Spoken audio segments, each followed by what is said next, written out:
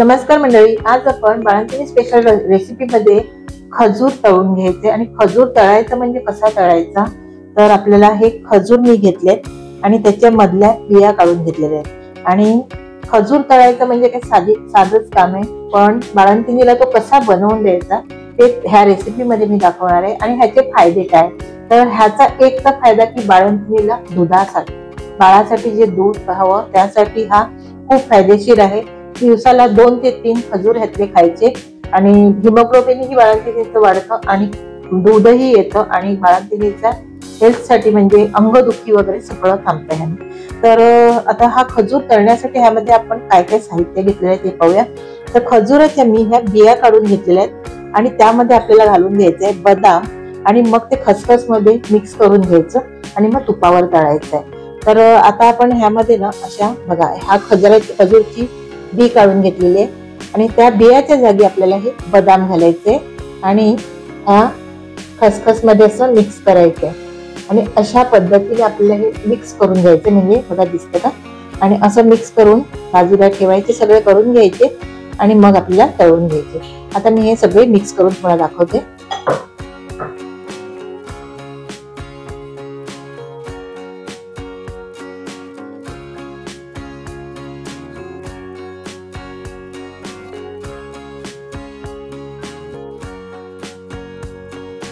बघा मंडळी, खजूर मध्ये बदाम घालून वरून खसखस लावून मी असं सगळं सेट करून घेतलं। आता आपल्याला हा तुपावर तळून घ्यायचा आहे। ह्याचा फायदा काय होतो, जेव्हा दूध तर येतच बाळाला, पण बाळाला झोप पण छान लागते आणि बाळंतीण पण छान झोपते। फक्त प्रमाणात द्यायचं, कारण खसखसीने झोपलं जातं, म्हणून 2 ते 3च खायचे, जास्त खायचे नाही। बघा मंडळी, मी पॅन मध्ये अगदी 2 चमचे एवढंच तूप घालून घेतलेलं आहे आणि आपल्याला हा तूप गरम झालं की त्यावर आपल्याला हा खजूर थोडा असा दोन्ही साइडनं परतून घ्यायचा आहे। जास्त तूप गरम करायचं नाही, थोडस तूप गरम झालं की त्यामध्ये हा खजूर घालून घ्यायचा। गॅसची आच सुरुवातीला मीडियम ठेवायची आणि नंतर मंद करून घ्यायची, कारण नाहीतर करपलं जाईल। आणि जसं सांगितल्याप्रमाणे खजुराची बी काढून त्यामध्ये त्या जागी बदाम घालून घ्यायचे, म्हणजे आपल्याला बाळंतिणीसाठी हेल्दी डाएट द्यायचंय सगळं हे। बघा आता मी हे सगळं घालून घेते।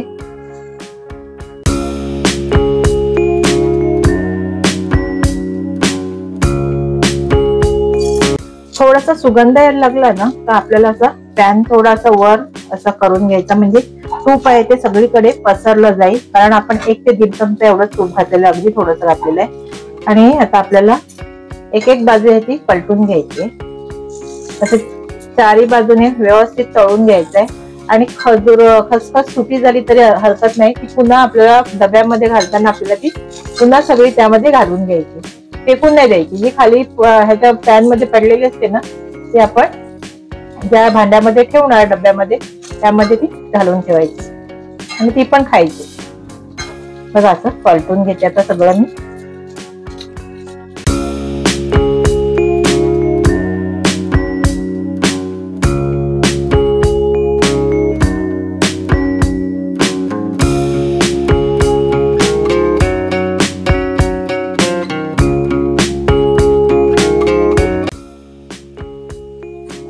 बघा मंडळी, खजूर तळून झालेला आहे आणि खसखस पण मस्त फुललेली आहे।